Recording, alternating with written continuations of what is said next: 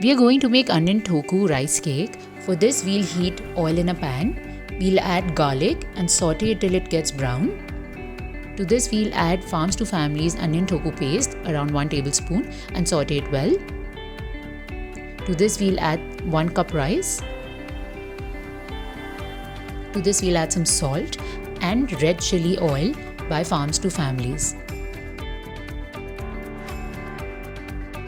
To this, we'll add around 1/4 cup fresh cream and mix it well.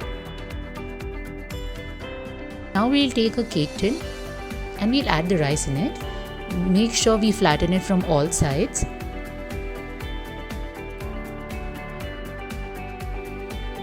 Now we'll demold this and our cake is ready. For presentation, we'll use cone poppers.